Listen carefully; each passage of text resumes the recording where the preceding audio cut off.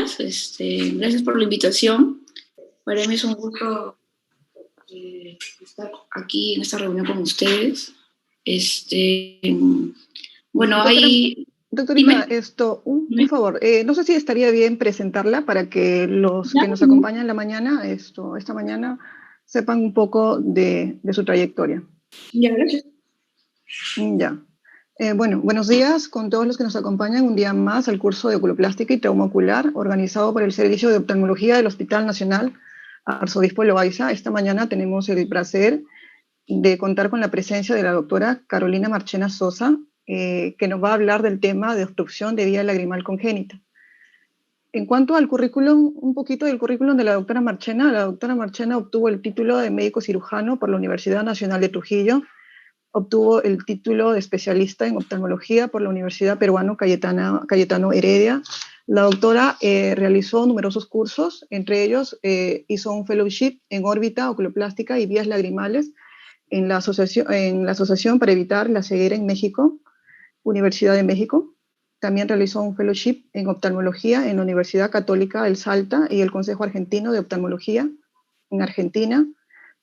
También cabe resaltar que realizó un fellowship en salud pública por la Universidad Peruano Cayetano Heredia. Maestría. Una maestría. Sí. La doctora es médico staff del oftalmólogo en el Hospital del Niño y también es catedrática auxiliar de la Cátedra de Oftalmología del Departamento de Cirugía de la Escuela de Pregrado de la Medicina Humana de la Universidad Mayor de San Marcos. Es miembro titular de la Sociedad Peruana de Oftalmología, es miembro internacional de American Academy of Ophthalmology y también es miembro titular de la Asociación Panamericana de Oftalmología.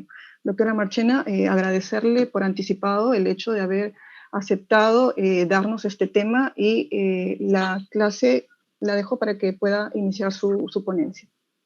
Bueno, les agradezco la invitación. O sea, como has leído en mi currículum, mi título de cirujano oftalmólogo es por Cayetano en la sede de Loaiza, así que estoy contenta de ayudarlos en esta clase. El tema es interesante, es obstrucción de vía lagrimal congénita. No, vamos a ver cómo hago para... Ahí está. Entonces, ven esta imagen de ese niño, es una imagen relativamente común en nuestra práctica clínica, sobre todo si ustedes ven niños. Ven un niño que viene, digamos, con infecciones frecuentes, como conjuntivitis, reciben los padres que reciben múltiples tratamientos, y sin embargo, o sea, persiste la molestia después de unos días de mejoría, entre comillas, persiste, ¿no? Pueden presentarse diferentes espectros de lo mismo. Por ejemplo, a veces hay niñitos recién nacidos que vienen con esa tumoración en la región lagrimal, ¿no? Pero que no tiene signos de flebosis, o este niño que ha tenido ya una infección que complicó, ¿no?, la obstrucción inicial y se hizo una necrocistitis, ¿no? Entonces, para poder comprender un poco este tema, que como les digo, no es raro ver, es importante, como en todo en medicina, tener un recuerdo de la anatomía y de la en biología y de la fisiología, ¿no?, de lo que nosotros queramos comprender. En este caso, es importante ver la anatomía de la vía lagrimal. Vemos un esquema de la vía lagrimal y hay una parte que es la vía lagrimal alta y una parte que es la vía lagrimal baja. Entonces, la vía lagrimal alta, como ustedes ya sabrán, es el punto lagrimal y ¿cómo se llama?, los canalículos, ¿no? Y luego la vía lagrimal baja viene a ver lo que es el saco y el conducto nasolagrimal. Aquí en este esquema es importante ver cómo han representado, ¿no?, de que la vía lagrimal termina, ¿no?, en el meato inferior, ¿no?, pero está a la altura del meato medio, que eso es importante para poder después comprender cómo es lo de la cirugía. Ahora, también es importante ver cómo es la forma digamos, el canalículo, ¿no? O sea, primero es una dirección vertical y después es horizontal, ¿no? Y en todas las relaciones anatómicas en la, digamos, posición del saco, ¿no? Entonces también es importante saber, para poder comprender cómo es esto, la embriología, ¿no? Por ejemplo, en el embrión de 4 semanas que vemos aquí, hay un proceso frontonasal y un proceso maxilar. En medio de estos dos procesos, más o menos a la semana 7, se hace un surco nasolagrimal en el cual hay un cordón de células que vienen del ectodermo, que comienza a crecer y de manera centrífuga, o sea, conecta. Disculpe un ratito. Ay, disculpe un ratito, sino que estoy preocupada por mi carro. Lo he dejado mal puesto. ¿Aló? Dime. Ya, gracias. Gracias. Ahorita estoy en una exposición. Sí, gracias. No, gracias. Chao. Y ahora sí ya estoy más contenta. Bueno, entonces estábamos hablando de esto, de que de manera centrífuga va a la parte, digamos, cerca al ojo y a la parte que va a terminar la vía lagrimal, ¿no? En la parte inferior, ¿no? Y este cordón que es sólido comienza a hacerse, digamos, con una luz que también se hace de manera centrífuga. Por eso al final lo que generalmente uno ve cuando vemos una sección de vía lagrimal, si es alta, es que no hay puntos o que no hay canalículos en la parte más superior y en la parte más inferior en la válvula de Hasner. Entonces, las manifestaciones clínicas que vemos, lo más común es la parte de las lágrimas, ¿no? La epífora que vemos en los niños, ¿no? O sea, es un lagrimeo persistente. O si no, también puede ser que a veces interpretan que está con conjuntivitis porque no es exactamente una secreción acuosa, sino mucosa la que tienen, ¿no?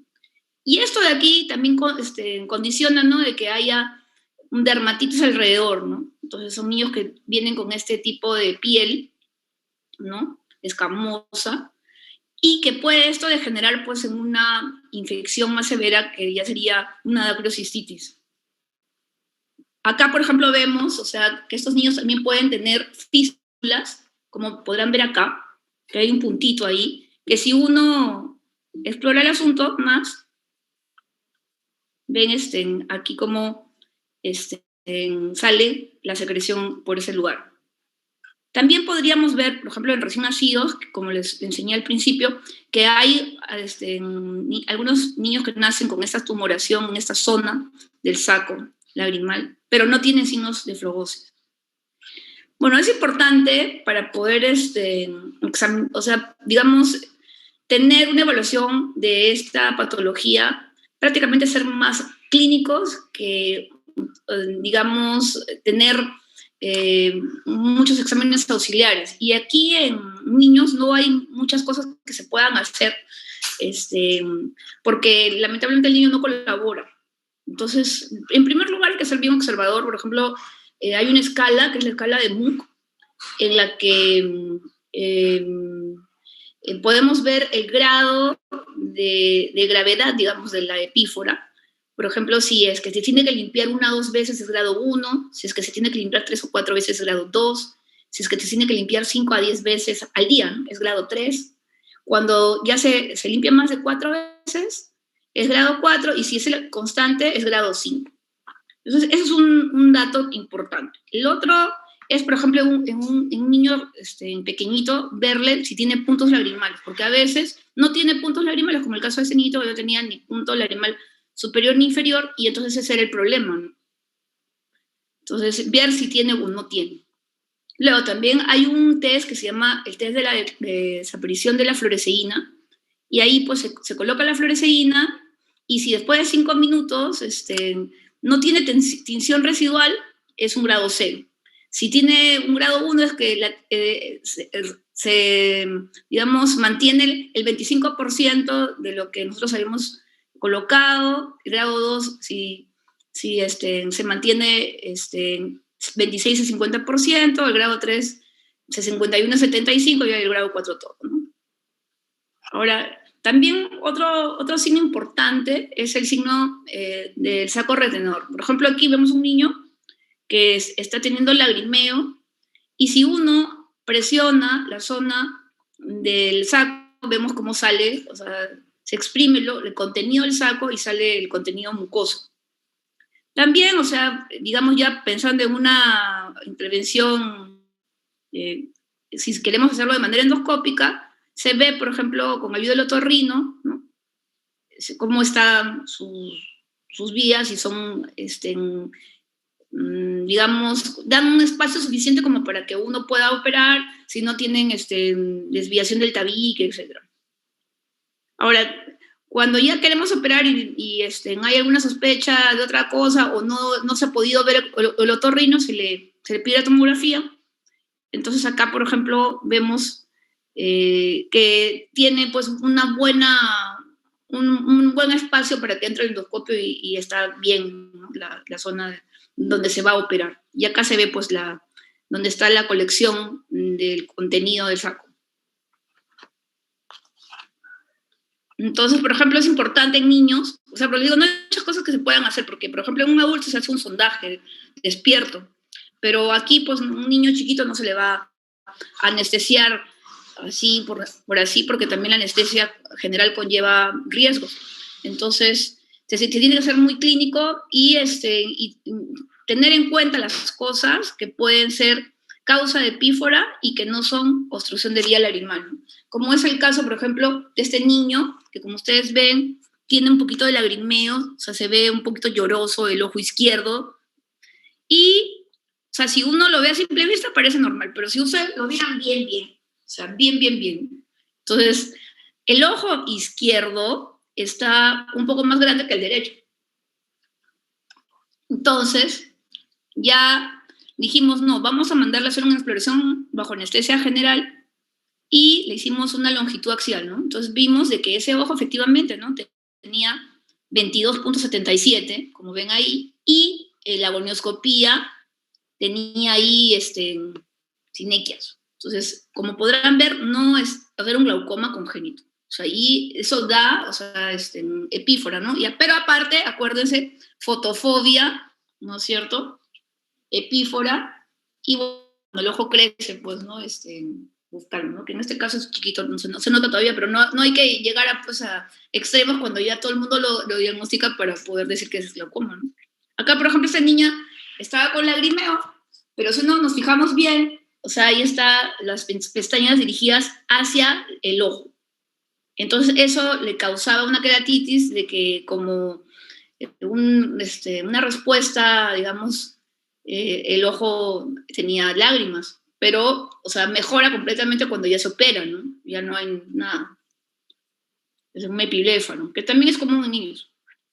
Acá, por ejemplo, vemos un niño, ¿no? Que ven el lado izquierdo, derecho, está más lágrima que el de izquierdo, ¿no? Acá, por ejemplo, se ve la fluoresceína que se le echó en ambos ojos, sin embargo, en un ojo, pues, o sea, no desapareció.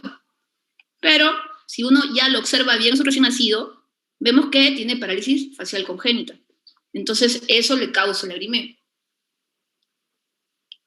Porque, a ver, después también, por ejemplo, hay otro tipo de diagnósticos diferenciales, por ejemplo, para lo que son los acrocisstoceles.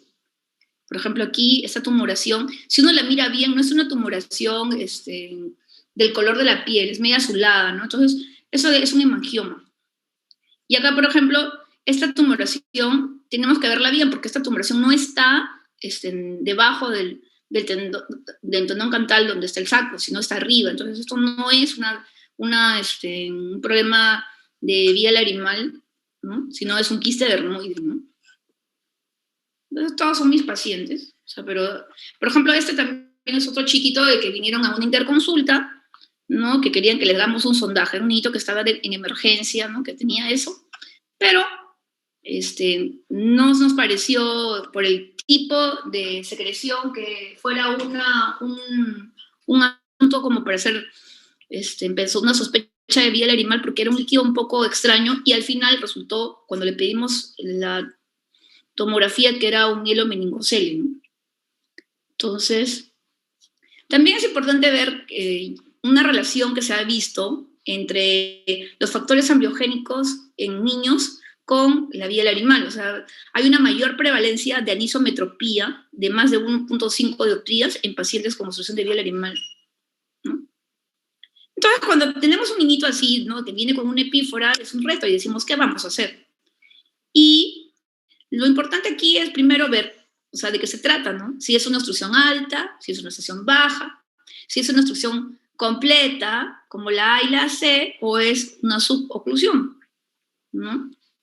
Por ejemplo, ya dormido, cuando ya ven, o sea, nosotros nos decantamos más que es una obstrucción de vía larimal, por ejemplo, se le hace ya pues un examen, en este caso bajo anestesia, porque son chiquitos, no se van a dejar, y vemos, ¿no? Que al hacer el sondaje, el agüita regresa, o sea, el suero regresa por el mismo lugar, como podemos ver aquí. Entonces, eso quiere decir que no hay una comunicación, ¿no? Ahí, mira, inclusive sale con un poco de moco porque es el contenido del el saco. Acá, por ejemplo, vemos que también, o sea, si tiene fístula, va a salir la fístula, ¿ves? Entonces, aquí, por ejemplo, vemos pues, que no tiene puntitos. Y en este caso, cuando es en ambos lugares, en el párpado, digo, en los puntos larimales superiores e inferiores, no hay. Entonces, el tratamiento es una conjuntivo dactilocistorrinostomía. Ahora, la obstrucción de vía larimal baja es la patología congénita más frecuente de vía larimal en niños. Y como les dije al principio, o sea, su defecto está justamente al final, ¿no? Del conducto nasolarimal, que es en la válvula de Hasner. Es común que más o menos un promedio del 10% de los recién nacidos tienen esta vía obstruida, aunque depende de estudios, puede ser del 6 al 20%, y lo interesante es que el 90% de ellos tienen resolución espontánea, o sea, que de 100 niñitos, 10 más o menos tienen obstrucción de vía larimal baja al nacer, y de los 10 niñitos que nacen, solamente uno es el que termina ya después del año de vida con este problema persistente.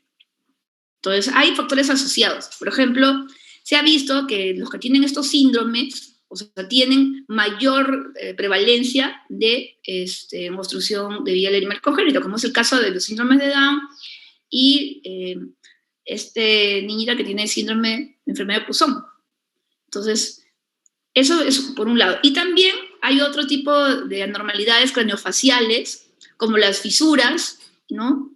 Y este tipo de patologías que pueden dar, ¿cómo se llama? Un aumento de la obstrucción de vía larimal.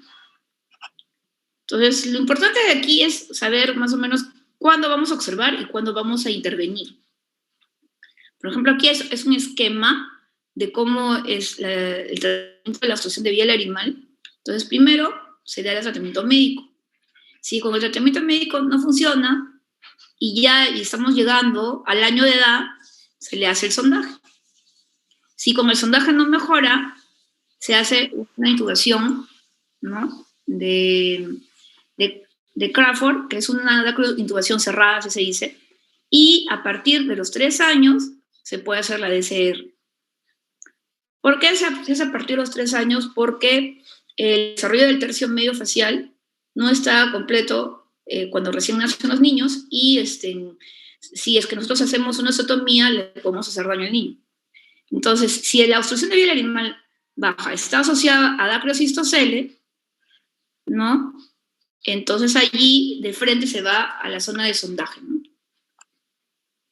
Entonces, y eso tiene que ser inmediatamente, como lo vamos a ver de acá un rato, lo vamos a desarrollar.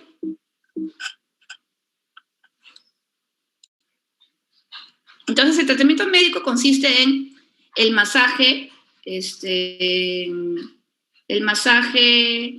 del saco lagrimal, en el cual lo que se hace es colocar el dedo por encima del canto interno y apretarlo con fuerza.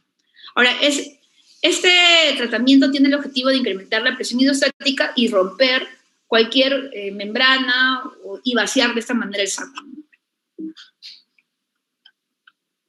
También el tratamiento médico consiste en dar, por ejemplo, si es que vemos que tiene signos de infección secundaria como una conjuntivitis, antibiótico terapia tópica.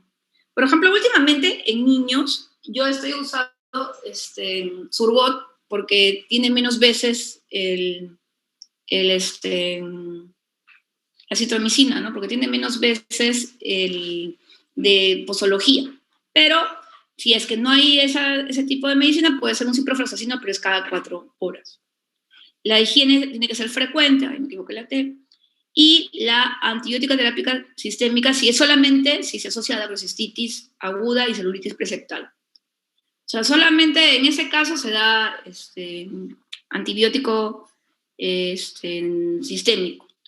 Generalmente, pues nosotros damos cefalexina o dicloxacilina. Y solamente cuando son niños muy chiquitos, o sea, por ejemplo, si viene un niñito que está con una gastrocistitis y tiene menos de un mes o menos de 2 meses, esos niñitos sí se tienen que hospitalizar para darles antibióticos, terapia sistémica endovenosa, porque es peligroso que se queden en su casa. Ahora, la probabilidad de resolución espontánea por trimestre en el primer año, ahí vemos el cuadro, vemos que al principio, o sea, el primer trimestre, es mucho más probable que mejore que en el último trimestre del primer año. Y eso está en todas las series, ¿no? Acá también hay un cuadro que se publicó en el JAMA, la revista JAMA, donde se ve la resolución espontánea, ¿no? en la obstrucción de vía del animal congénita, y vemos que a partir del año de edad prácticamente ya no mejora. Por eso les digo que ya cuando ya va a cumplir un año, pues ya no va a mejorar, entonces ahí hay que comenzar a hacer lo que es el sondaje.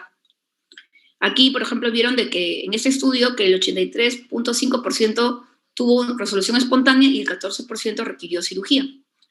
También, bueno, en cuanto a la gracistocele, como podemos ver, es una tumoración que da el nacimiento y que si uno no trata esto a tiempo, se puede infectar, ¿no? Y ahí sí ya se complica todo. Entonces, lo que hay que hacer primero, o sea, cuando viene un niño pero que no está con signos de flebosis, es darle antibióticos, no tópicos, sino antibióticos vía oral, o sea, tipo cefalexina, por ejemplo, unos 2-3 días antes. Y de ahí se hace un sondaje. Este sondaje es, o sea, para que sea temprano, o sea, porque un niño tiene que ser con prequirúrgicos, ¿no? Si es que lo queremos hacer con anestesia general, pero estamos hablando de niñitos recién nacidos, donde, o sea, es preferible no hacerle con anestesia en general, ¿no? Por todas las implicancias que tiene, pues, una anestesia general.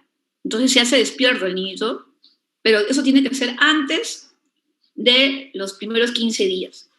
Ya después ya no funciona. Eso ya lo he visto, ya bastantes niños. Antes de los 15 días todos mejoran. Después de los 15 días ya no. Miren, ahí, por ejemplo, estamos haciendo la dilatación del punto y, bueno, hay que tener a alguien que ayude bien, pues, ¿no? Porque el niñito se mueve. Y si, por ejemplo, tenemos sospecha de que hay una secreción o algo, se puede, como ahorita van a ver, una jeringa, ¿no? Para poder tomar una muestra y mandarlo a analizar. No se me hay que olvidar. Pero lo importante es de que en todo esto de la vida del animal, o sea, si por ejemplo vamos a hacer un sondaje, a tratar de respetar, ¿no? La anatomía, acordarse de la anatomía para no hacer falsas vías. Sí, o sea, si uno va a presionar fuerte, todo, o sea, al final no le haces daño a la vía y al final no le haces ningún favor al niño. Entonces, este niñito que está aquí, que estamos haciendo, es la misma niñita, es la mujercita. Aquí, miren, por ejemplo, tenía 7 días, aquí, ahí, inmediatamente después de hacerle el sondaje y después a la semana. Ya después, o sea, ya la he visto después de 2 años, algo así, y no tiene nada.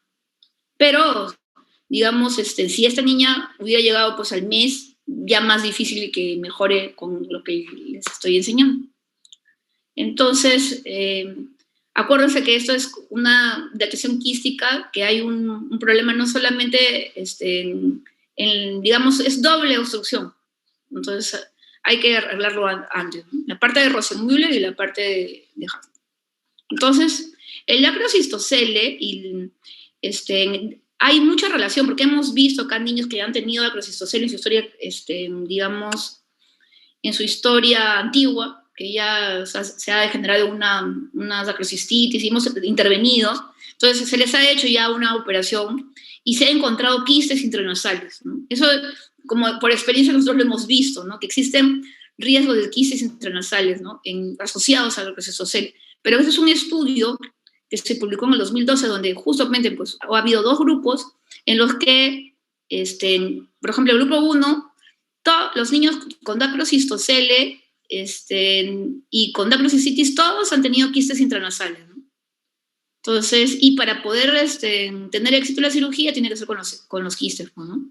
También realizar. Por eso es importante, por ejemplo, es una fortaleza del lugar de trabajo, porque tenemos un servicio de otorrino que trabaja con nosotros, entonces es importante también, ustedes también lo tienen, ¿no? Porque es un hospital general, entonces se puede ayudar para hacer en una sola cirugía las 2 cosas, ¿no? Los quistes y aparte la obstrucción, ¿no? Entonces, si es que solamente no han tenido dacrocistocele, pero síntomas severos, los asociados con quistes son menos, ¿no?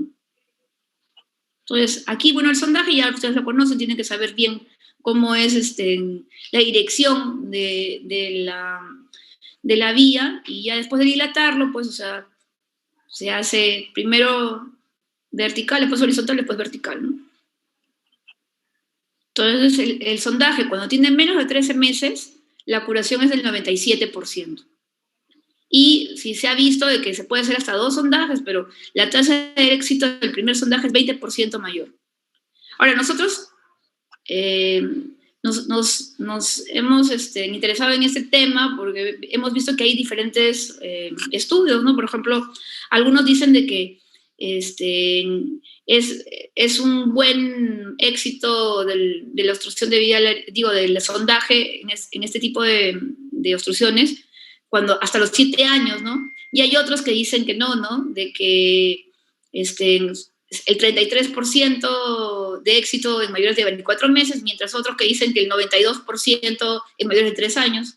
Entonces nosotros, aprovechando la pandemia, hemos hecho un estudio de nuestros pacientes y pues hemos visto que coincidimos con lo que hablan de que el sondaje temprano es mejor que el sondaje tardío. Nosotros consideramos temprano hasta los 18 meses, pero viendo el cuadro, aquí vimos que hasta los 24 meses tenían mayor éxito, ¿no? Y ya a partir de los 2 años ya era mucho menor el éxito. Y bueno, también encontramos digamos una asociación también según antecedente. Cuando tenían sondaje previo era menor el éxito, pero ya no tenía nada que ver con el género, con el tipo de parto, con la lateralidad. Eso fue nuestro estudio. Ahora, la dacrointubación cerrada es cuando ya se hizo un sondaje o se hicieron 2 sondajes y están menores de 3 años. O sea, sí se logra, digamos, canalizar, pero después se cierra, ¿no? Entonces, para evitar que se cierre, se coloca un tubo de silicona, ¿no?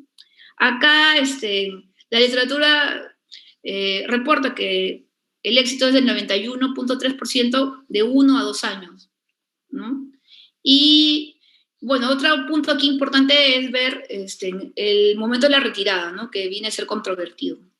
A ver, por ejemplo, aquí la intubación cerrada, lo vemos, es como un sondaje, pero después se coloca una sonda, que es la sonda de Crawford, para poder dejarlo ahí un tiempo y luego ya se saca, se retira.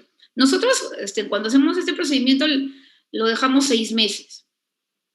Pero en realidad a veces los niñitos se lo sacan antes, ¿no? Hay otros lugares donde ni siquiera le colocan, ¿no? Sonda, por ejemplo, cuando hacen ya una operación. Pero nosotros sí consideramos, miren, ahí, por ejemplo, con guía endoscópica, estamos sacando. Pero bueno, en el FELO te enseñan a hacerlo sin guía endoscópica.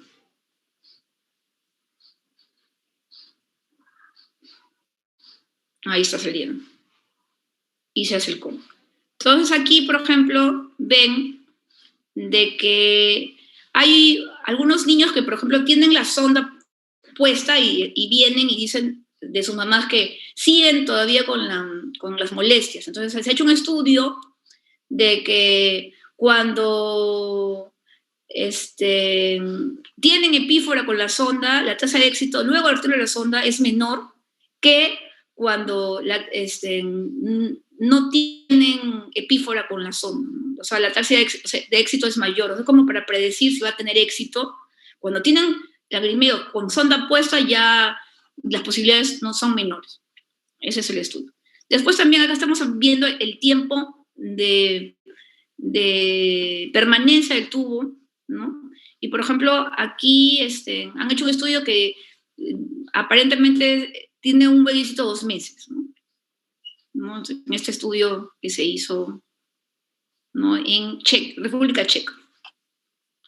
Entonces aquí, por ejemplo, hay una nueva tipo de sonda que se llama Masterca. Entonces aquí, por ejemplo, solamente se intuba uno solo, ¿no? Y el éxito es 97.5% en 40 niños. O sea, no tengo un video de ese, solamente lo he puesto una sola vez. También es difícil a veces cuando uno trabaja en un hospital que no son tan pudientes y entonces no hay para que compren ese tipo de sondas que son caras, ¿no? Pero sería bueno, o sea, cuando ya esto se normalice, hacer un estudio, ¿no? Y bueno, aquí, por ejemplo, se hizo una comparación entre la intubación monocanalicular y solamente el sondaje, ¿no? Y se vio, pues, de que, o sea, es mejor intubar que hacer solamente el sondaje en estos niños, cuando ya tienen más de 18 meses. O sea, que estamos hablando de lo mismo, ¿no? O sea, sondaje solo y ya después de 18 meses no funcionó. Ahora, la diaproplastia con balón es un procedimiento en el cual se coloca un catéter que está conectado a una bomba de presión hidrostática en la que se infla a 8 atmósferas de presión y después de 90 segundos se desinfla y se vuelve a inflar 1 minuto. Entonces, esto de acá es un procedimiento que se realiza más que todo en países donde hay más, mejor poder adquisitivo. Yo lo he visto en Francia, pero es un poco complicado, ¿no? O sea, y costaba en esa época, me acuerdo, 500 euros de costo, ¿no? El balón. Entonces, por ejemplo, aquí se realizaron en estudios, ¿no? 8 estudios en este reporte de la Academia Americana de Oftalmología, y donde se vio que tenía una buena tasa de éxito de 75 a 100%, ¿no? Luego, por ejemplo, se ha hecho una comparación de poner la sonda, ¿no? Y hacer la labioplastia con balón, ¿no? O sea, entonces, por ejemplo, se vio de que la eficacia era similar, ¿no? O sea, 91% con la sonda y 86% con balón. Ahora, también, o sea, se ha explorado el uso de mitomicina tópica. Por ejemplo, donde yo me formé, usaban mitomicina en menores de 40 años. Pero sinceramente, yo he usado unos cuantas veces, no tanto para sondaje, sino para dacrio, pero la verdad que no me gusta. Porque he visto, pues, complicaciones, no en este tipo de procedimientos, sino, por ejemplo, después de un deligio, ¿no? Entonces, no sabemos cómo va a reaccionar el paciente. Así que mejor pienso de que si uno se hace, en el caso de una DCR, una buena osteotomía, no hay necesidad de usar mitomicina. Entonces, aquí, por ejemplo, se usó mitomicina en un sondaje asistido por endoscopio, ¿no? Y bueno, acá se vio, pues, de que no hubo diferencia entre ambos grupos, o sea, también me dan la razón. Ahora, la DCR, que es una creación de un bypass desde el saco lagrimal a la cavidad nasal a través de una fosa del saco lagrimal, o sea, digamos, aquí hay diferentes técnicas. Hay la DCR externa y la DCR interna, que es endoscópica o con láser transnasal. Y bueno, la otra técnica que es para las obstrucciones de vía lagrimal alta son las conjuntivo-dacriocistorrinostomías. Esta de la DCR con láser es interesante, porque creo que ustedes tienen su equipo para hacer ese tipo de DCRs, pero en niños no es muy recomendable porque tienen más poder o sea, de hacer más complicaciones inflamatorias. Pero, o sea, sí es excelente en adultos. Entonces, la DSR externa, que implica realizarle un corte, ¿no? Es un buen procedimiento, pero debe evitarse, como les dije, menores de 3 años, hoy me he olvidado, y la tasa de éxito es de 88 a 96%. Como les digo, el uso de mitomicina yo ya no uso. Y las indicaciones, pues, son cuando es una obstrucción refractaria de tratamiento asociada a mucosele, asociada a la criocistitis, una fístula congénita o un trauma. Yo, por ejemplo, al principio hacíamos acá, cuando yo llegué al hospital, DSRs externos. Pero, o sea, el problema era que tenía mi turno quirúrgico el sábado. Tenía que venir el domingo a pasarle visita. No le daba de alta al toque. Se quedaba hasta el lunes, porque los domingos no daban de alta el hospital. Entonces, al final eran 2 días de hospitalización y aparte, pues los niñitos sangraban más. Entonces, por ejemplo, acá ese niño sí corresponde, porque es un niño que tenía una operación previa de mielomeningocele. Entonces se le ha hecho su dacro externo. ¿No? Ahí estamos sacando ya las ondas para después meterlas. Y tiene su cortecito, pues, ¿no?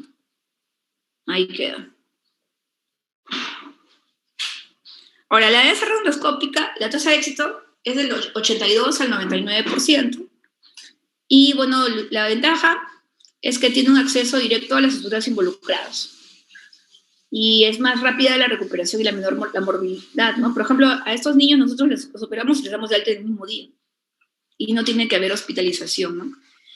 Se hizo un estudio donde vimos que nuestra tasa de éxito es 97.4%. Entonces, lo difícil aquí es que hay que tener el monitor, hay que tener el otorrinoendoscópico, hay que tener todo esto, hay que tener el otorrino al lado, por si acaso. Entonces, no es barato, ¿no? Pero pienso que en niños, si es que se puede dar, por ejemplo, en el OESA también hay esa posibilidad, sería importante. Entonces, la DSR, acá hay un video, del doctor Araníbar, es el otorrino con el que trabajamos. Entonces, primero se tiene que hacer espacio, y para lo cual se coloca una torunda embebida en silocaína con epinefrina y epinefrina más epinefrina para que no sangre. Entonces ahí le colocamos eso, ¿no es cierto? Y también hacemos espacio, ¿no? Se abre, ¿no? Entonces ahí reconocemos las estructuras, la cresta, el cornete y el septo. Y esas son nuestras referencias anatómicas. Entonces ahí se va a hacer el corte, ¿no? Ahí estamos señalando dónde va a ser el corte, ¿no? Entonces, nosotros utilizamos un cuchillo de crece. Pero antes, acá estamos viendo dónde termina la vía lagrimal. Termina aquí, ahí está el meato inferior, y ahí vamos a ver cómo sale la lágrima. Ahí es el final de la vía lagrimal. Entonces, dicho esto, vamos a hacer la colocación de la anestesia, y de ahí con el cresen que usamos, vamos a hacer un corte a nivel de la cresta lagrimal. O sea, nosotros sabemos que detrás de eso está el hueso. Entonces, primero hacemos el corte y después vamos a hacer como una semiluna para sacar un trozo de mucosa. Pero como ha estado embebida, digamos, en esos vasoconstrictor, entonces no sangra mucho. Prácticamente no sangra. Sí sangra, pero, o sea, es mínimo. Entonces ahí con el crecen es un cuchillo que nos ayuda, ¿no? Acá con una mosquito estamos arrancando lo que hemos cortado. Y como les digo, ahí se ve el hueso, que es esa estructura blanca que está ahí. Entonces, ahí utilizamos la Kerrison, que es la que utilizamos, la Kerrison, para hacer la osteotomía, y comenzamos a sacar el hueso, ¿no?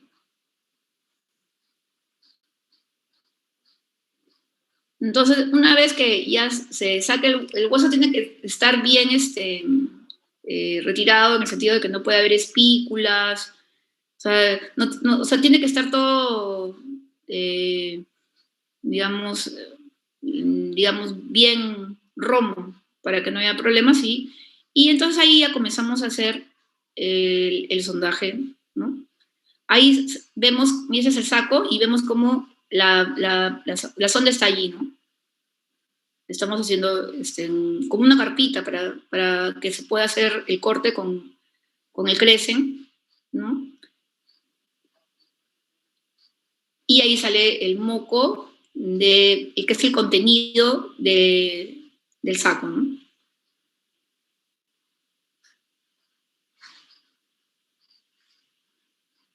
Entonces ahí se aspira eso y ya acá hemos terminado de limpiar mejor, ¿no? Para que, como les digo, no haya ningún problema de que se vuelva a cerrar. Entonces una buena osteotomía es lo que tenemos que hacer.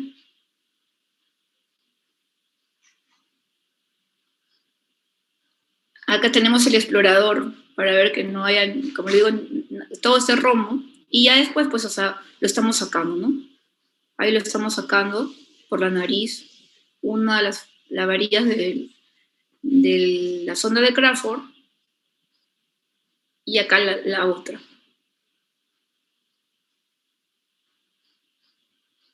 Ahí está el recuperador, ¿no? Que tiene ahí un ganchito para poder sacarlo. Entonces ya después se tiene que hacer el nudo, y a los niños nosotros los cosemos ahí con prolene 6 ceros para que no se mueva. Pero, bueno, pues a veces los niñitos se lo mueven y todo, ¿no? Eso es parte de... Entonces, ahí está la sonda, y ahí estamos tratando de hacer el nudo. No puede ser o sea, muy fuerte, o sea, como para jalar todo, porque si no después se desgarra la sonda también, se desgarra los puntos lagrimales.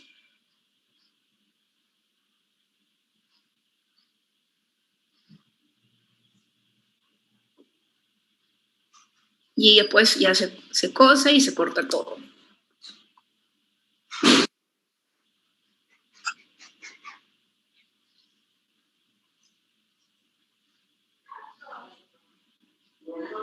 Bueno, entonces aquí, por ejemplo, cuando son con un solo tubo, es el mínimo NOCA. Acá lo hicimos con Avocat, pero ahora hay la facilidad de otro tipo de aditamentos en los cuales es mucho más fácil, ¿no? Y no necesita tanto ingenio. Miren, ahí, esto de acá es lo que va a quedar en el punto lagrimal. No hay que intentar, o sea, siempre es bueno mirar bien si tiene el punto o no tiene el punto, porque el problema es que a veces cuando ya estamos operando y si tenemos una sonda de Crawford y no tiene un punto, eso es un gran problema, ¿no? Alguna vez hemos querido hacer un nudito así, ¿no? Como para hacer un tope, ¿no? Y una vez me salió bien, pero la otra vez era un niñito especial y se salió y comenzó a lesionarle la córnea. Entonces, no, o sea, es mucho mejor hacerlo con este tipo de tubos especiales para un solo lado, ¿no? Entonces, por ejemplo, aquí hay un estudio que se revisaron 71 endoscopias en niños y se usó, la mitomicina, el éxito fue 94.4. Acá, por ejemplo, eso ya es para lo que es la conjuntivodacriocistorrinostomía, que se utiliza para que tengan información. O sea, ya estamos hablando de la obstrucción de vía lagrimal baja, pero la alta, o sea, es cuando tampoco hay lo que es la parte de los puntos de los canalículos. Entonces, se tiene que colocar este tubo que se llama tubo de Jones, que es de un material de Pirex, aunque ahora hay nuevas innovaciones de este tubo, ¿no? Por ejemplo, hay un Metero también, que es un francés, que, ¿cómo se llama?, que se coloca en esas zonas, es un un camino, digamos, entre la conjuntiva y que va a terminar en la osteotomía, ¿no? Entonces, eso de ahí es lo que se hace en obstrucciones de vía larimal alta, que son un poco más complejas. La verdad, nosotros no hemos hecho acá, en el hospital, porque los chiquitos que tienen obstrucción de vía larimal altas han venido pequeñitos, y no se hace tan chiquitos, porque se supone que ese tubo va a quedar ahí, va a quedar en la nariz, entonces tiene que ser ya operado más o menos a los 10 años, ¿no? Que ya tiene, porque si no puede migrar, se puede romper. Yo he hecho y he visto que se rompen también en el fellow, que se rompen los tubos porque los niños son muy traviesos, pero he visto que se hacen ya mayores, no se hacen tan pequeños.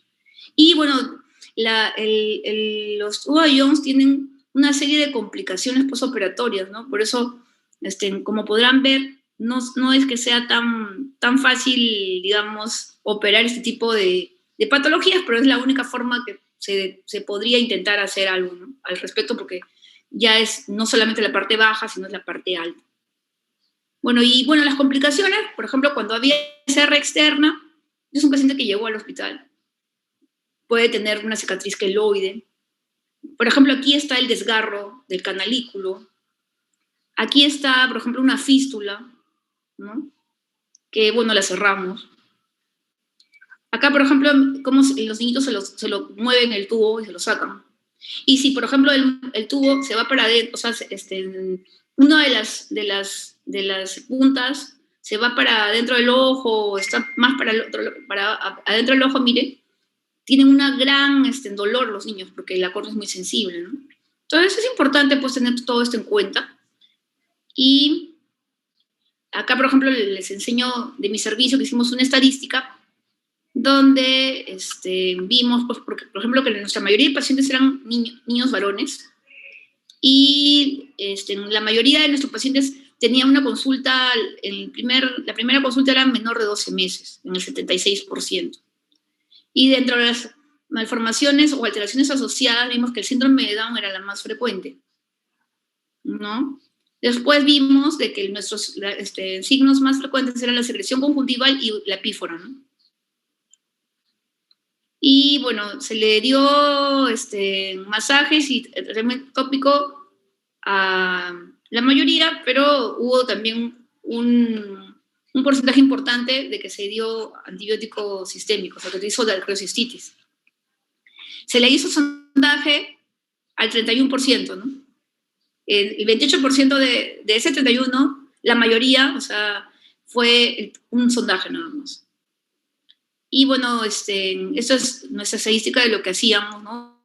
La que era externa, abierta, la que era endoscópica con Silastic, ¿no? Y ya. Y bueno, lo importante es la satisfacción, ¿no? De ver un niño que con una calidad de vida, con una escala de Munch 5, y que al día siguiente de la cirugía pues, no tiene ninguna cicatriz y que ya no tiene lagrimeo. Entonces, bueno, esto, como todo en medicina, es un equipo, ¿no? Está el anestesiólogo pediatra, el otorrino, las enfermeras. Bueno, esto sería todo. No sé si tienen alguna pregunta.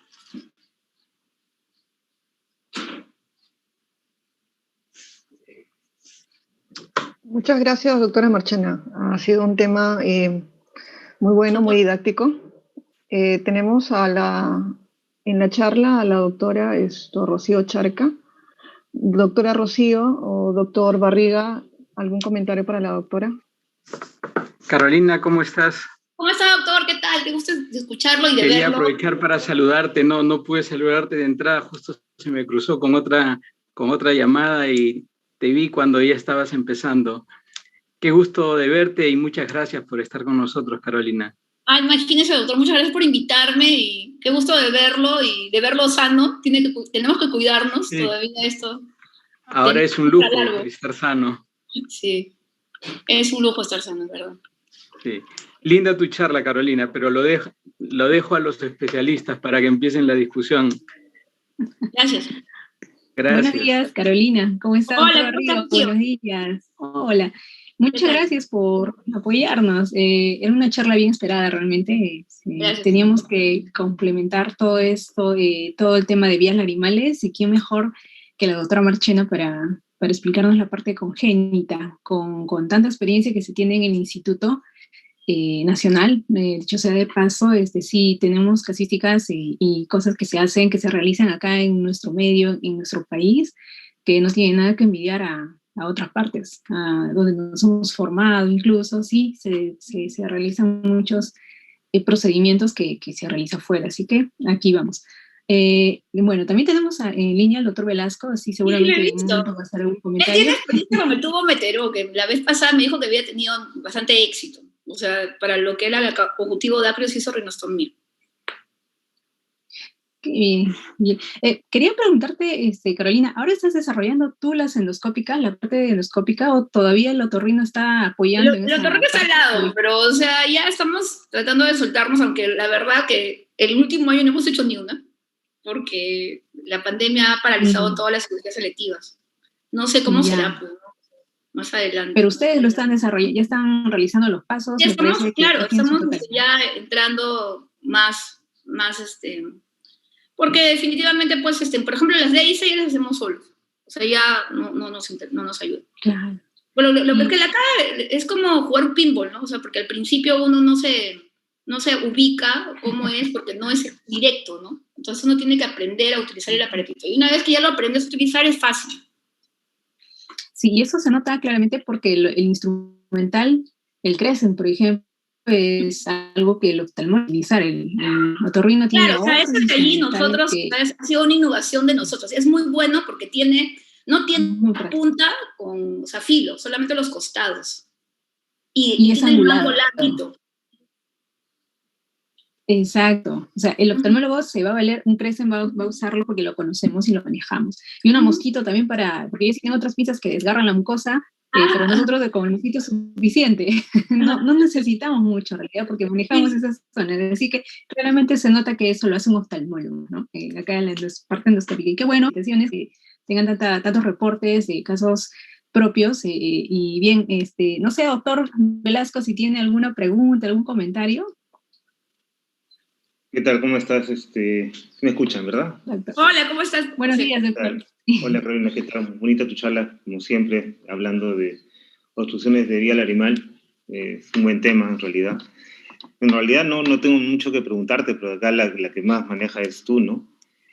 Solamente, bueno, como vemos esto del uso de endoscopía, como punta Rocío, pues de una u otra manera cambia mucho el pronóstico de la cirugía de los pacientes, ¿no? Yo te preguntaría, si se puede preguntar, ¿no? ¿Cuál es la tasa de éxito que tienen con la DCR endoscópica en niños, ¿no? Ahí te lo puse, o sea, hemos hecho un estudio justo aprovechando esto de la pandemia de 97.4%. Ya. Okay. Sí. Porque justo, o sea, como te digo, teníamos que justificar nuestras horas, entonces nos hemos dedicado a la investigación. Qué bueno. Hemos hecho 3 trabajos, 2 de vías lagrimales. Uno de comparación del sondaje precoz versus el tardío y otro de DCR endoscópica, la tasa de éxito.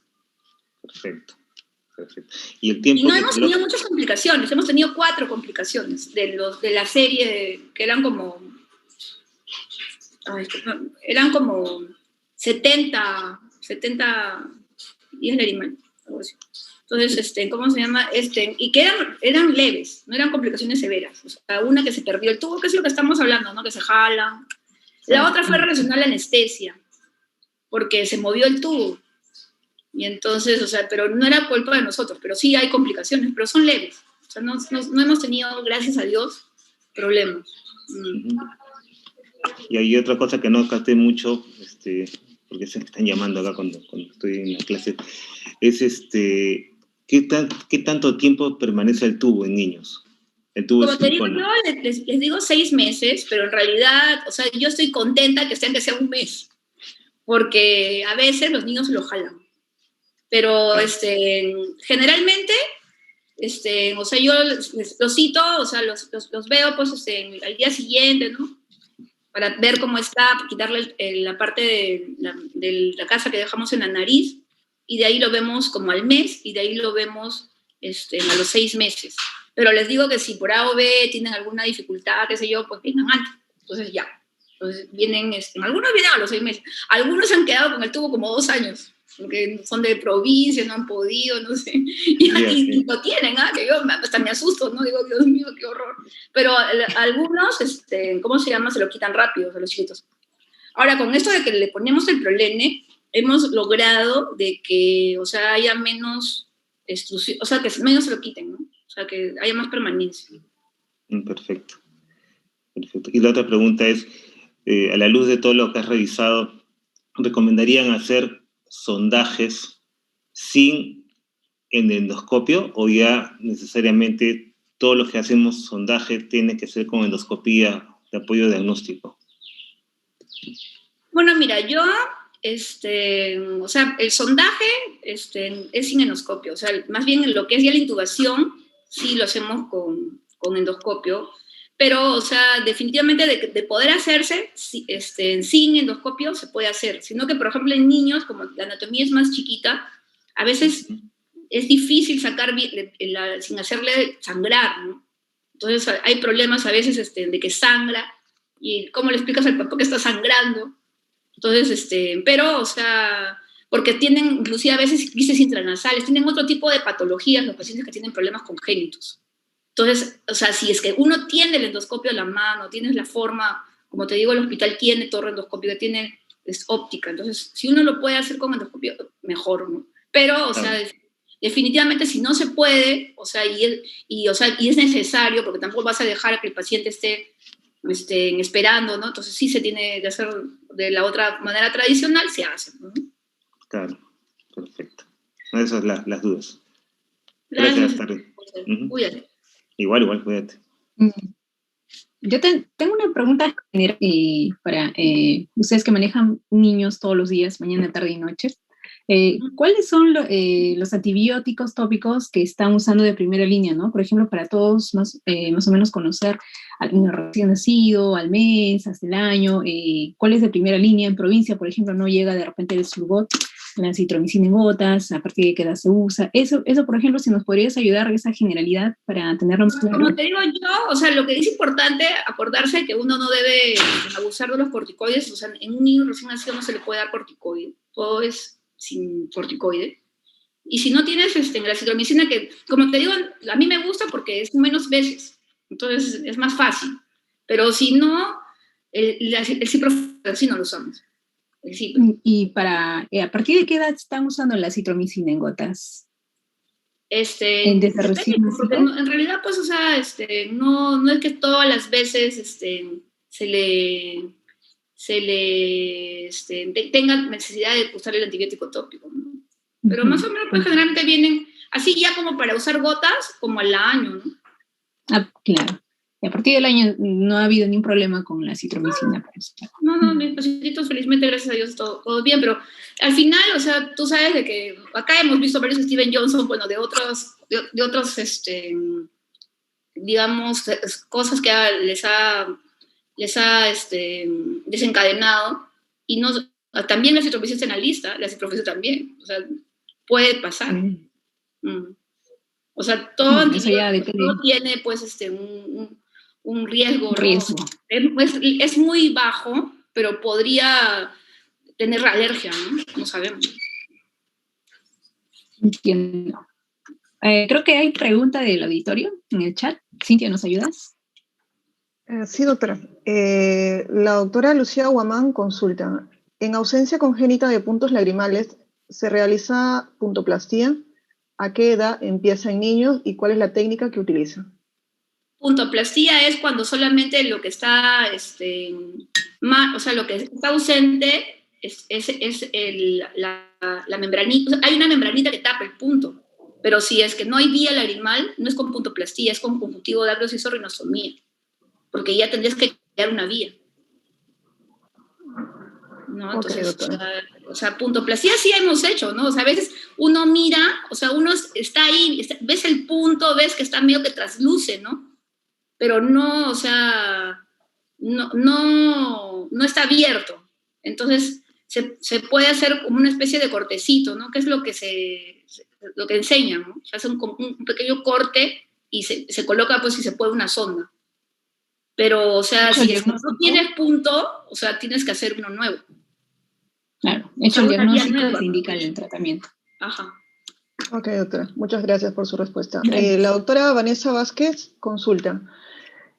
¿Cuál es el esquema terapéutico en el tratamiento médico de los niños antes del sondaje? Antes del sondaje no se le da tratamiento. Solamente yo le doy tratamiento, como te digo, en vía oral, cuando voy a hacer un sondaje en niños que tienen la y son chiquitos. Porque no me gustaría de que ese niño después haga una sepsis y tenga que hospitalizarlo.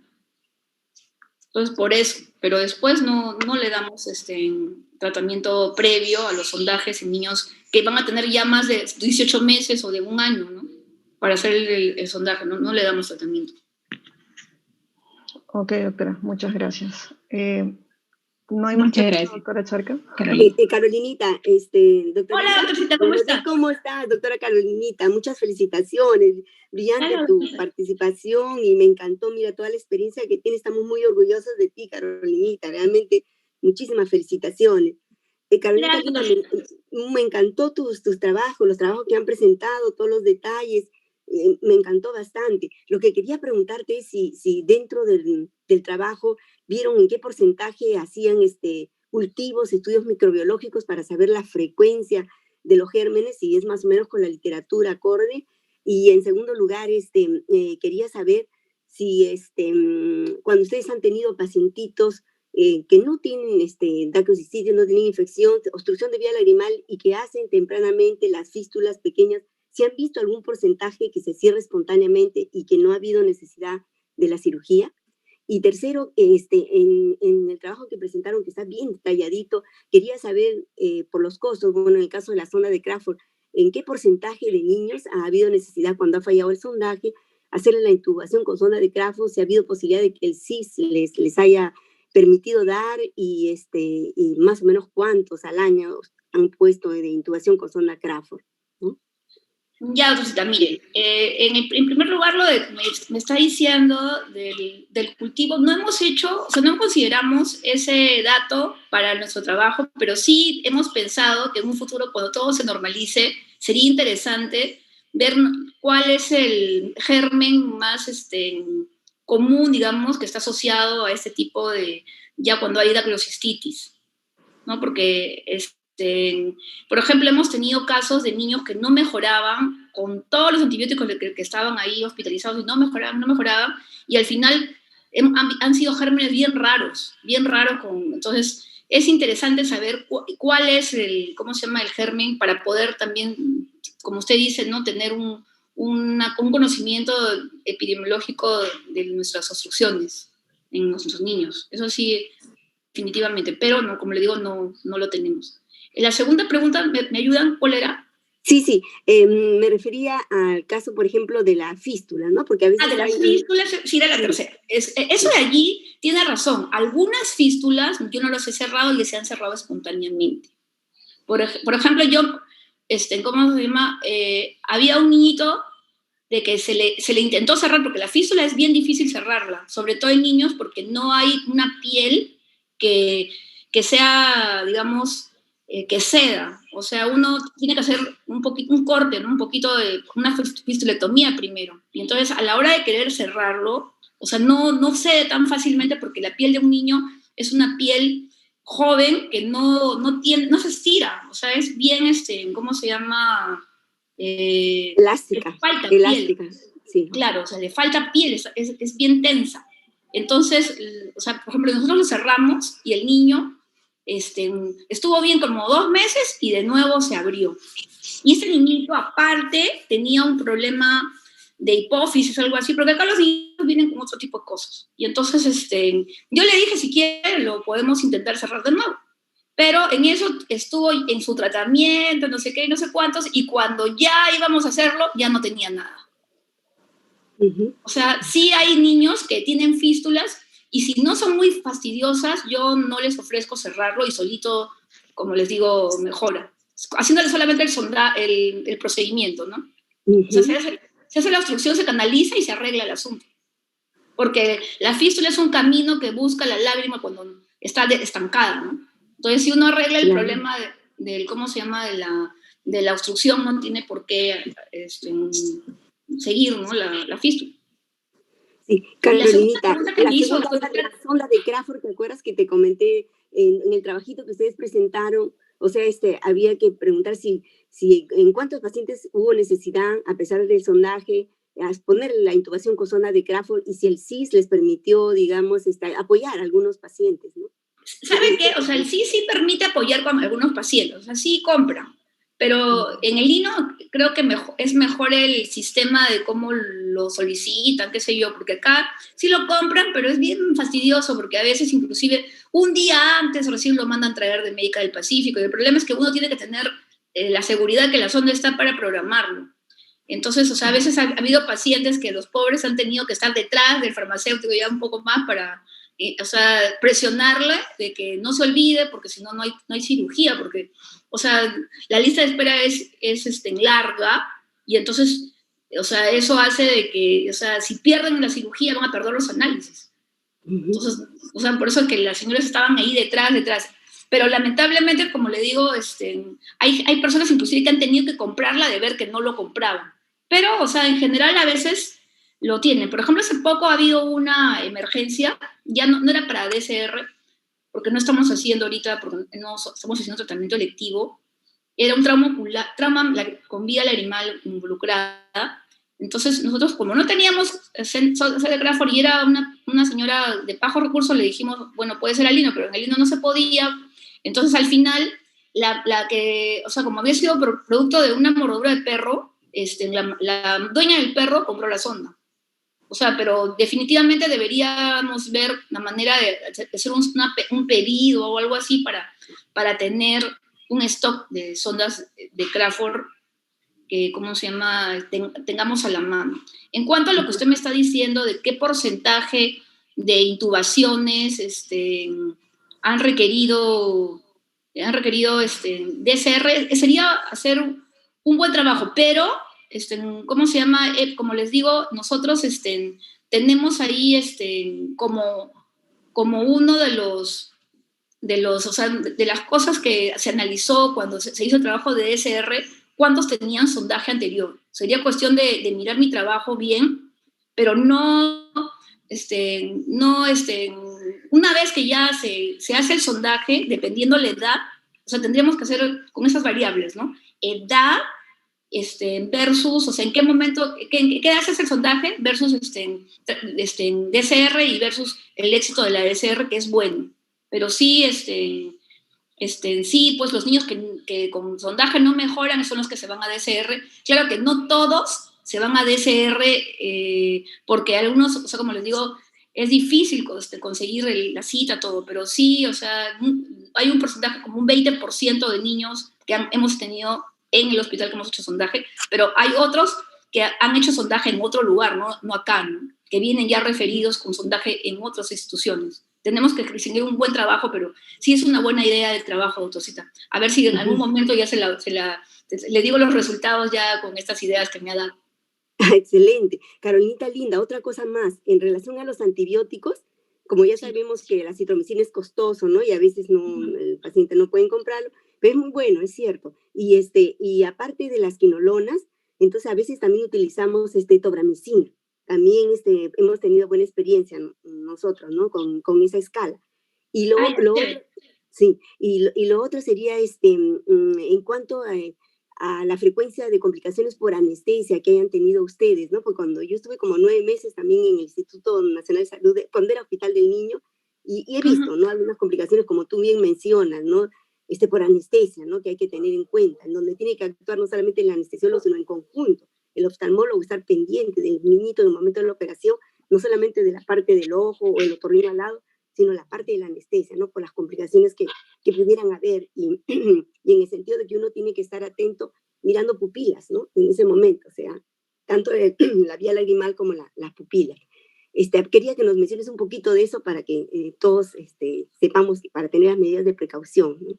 Bueno, en los sondajes que los hacemos en la sala de procedimientos de cirugía menor, tenemos en el servicio, allí he visto más complicaciones, porque, o sea, son niñitos que a veces nos engañan los papás, ¿no? De que no han comido nada, ¿no? Y de repente por ahí el abuelito les dio, escondidas, ¿no? Un poquito de agüita, no les dio pena, y entonces ahí ese es el problema, que se pueden aspirar, ¿no? O sea, por ejemplo, ha habido niños que estaban con su frecuencia cardíaca bajado, ¿no? Entonces, pero, o sea, sí lo han manejado acá, o sea, lo han manejado rápido, no necesariamente en sondajes, yo no he visto en sondajes, pero sí para estrabismo, ha habido 2 o 3 niños que, bueno, en el tiempo que estoy acá, han tenido ese problema los anestesiólogos, pero como tienen tanta experiencia acá en el hospital, lo han resuelto sin problemas, ¿no?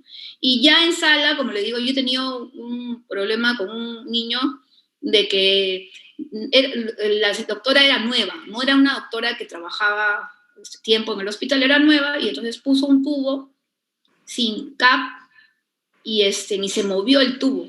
Entonces, como usted dice, uno tiene que estar atento porque comenzó a sonar. O sea, sonaba raro, respiraba el niño medio raro. Entonces le dijimos, doctora, ¿no? Suena feo, ¿qué es? Y no es nada. Doctora, escuche. Y era que el tubo se había prácticamente salido, ¿no? Pero fue rápido, ¿no? Porque ahí sí estaban todos los monitores, porque el problema es que justamente en sala menor nosotros no usamos, o sea, no nos aventamos en niños que sean delicados, tiene que ser riesgo 1, todo, ¿no? Hay cocheparo todo, pero igual, ¿no? O sea, en cambio allá arriba estaba todo, pues entonces rápido se hizo todo y acababa de moverse el tubo, entonces no hubo problema, ¿no? Pero igual por precaución le tuvimos que tomar una placa de tórax para ver si no se había aspirado. Sí, es muy importante, Carolinita, y solamente para recordar que durante mi rotación de estos 9 meses, bueno, hace muchísimo tiempo, lo que vimos fue un caso de hipertermia maligna. Eso no hemos tenido, pero en el INO ha habido uno, pero no ha sido en oculoplástico, sino en otra especialidad, pero ha habido un caso de hipertermia maligna, que, o sea, la verdad yo no he visto, y usted, mira, ha visto ese tipo de complicaciones que gracias a Dios nosotros no hemos visto. Sí, en todo el hospital no ha habido con el tiempo que estoy acá. Claro, y lo interesante es que antes de que se presentara lo de la hipertermia durante la cirugía del estrabismo, le comunicábamos al anestesiólogo, ¿no? Que algo estaba pasando porque las pupilas estaban volviéndose midriáticas, ¿no? O sea, ya no estaba normal, como. Y entonces de ahí comenzamos a sentir, aún con ropa, con todo, sentimos que aumentaba la temperatura. Entonces, y que el niño se quería despertar. Inmediatamente avisamos, estábamos con la doctora Carmencita Zúñiga.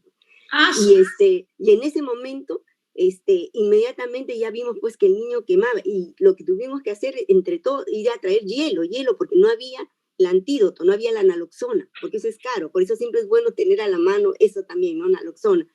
Y sí, justo en el INO también dicen de que le pusieron hielo por todo lado y, y felizmente consiguieron.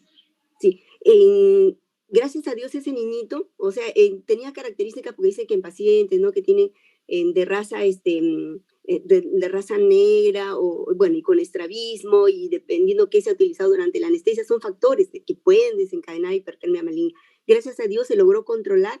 El niño, vinieron anestesiólogos de todas partes, de todas las salas, y ya ha sido al final, o sea, cuando ya se había puesto todos los puntos, ya se había terminado la operación. Entonces, gracias a Dios porque también puede suceder al principio. Así es. Aquí fue al final. Imagínese que hubiera sido con el ojo, con el músculo desinsertado. Así es. Pero ahí como peligra pues la vida, entonces ahí lo importante es atender la emergencia, no solamente para tener en consideración que vemos el ojito, pero ir avisando al anestesiólogo, ¿no? Sí, no, sí, por ejemplo, nosotros le avisamos, o sea, porque la anestesióloga ella pensó que estaba bien el asunto, y nosotros fuimos los que le avisamos de que algo estaba sucediendo, y fue de que el tubo se había salido. Sí, Carolita linda. Y lo último, o sea, finalmente hay niños que tienen, por ejemplo, condiciones alérgicas, uno los opera porque el otorrinolaringólogo está perfecto, y de repente por ahí se le hace una excelente, citorrinostomía endoscópica y todo, y hay un porcentaje que vuelve de repente al año la alergia, y entonces falla, ¿no es cierto? Y hay que volver a repetir. Entonces, a veces ya no se hace una nueva dacrio, sino algunos van por la conjuntivo dacrio citorrinostomía. ¿En el caso de ustedes han tenido algo de esa casuística? Bueno, hay niños que tienen alergia y que, o sea, se les da antibiótico, digo, antialérgico, se les explica de que si está lagrimeando no es tanto porque ha fallado o sea, se puede revisar, se puede hacer un sondaje, pero pasa perfecto. El problema no es que esté obstruido, el problema es de que está aumentada el lagrimeo por la alergia. Entonces, lo que hay, como tenemos acá médicos alergistas especializados justo en niños, ya ellos ya los manejan para evitar eso. Entonces, con ese tratamiento y aparte con una lista de cosas que tiene que evitar, como todo alérgico, no tener animales, el polvo, todo eso, no hemos tenido problemas, o sea, han mejorado. O sea, no ha habido necesidad de hacer ninguna intervención porque como estaba permeable, ¿no? Todo el ASR, el problema es la alergia.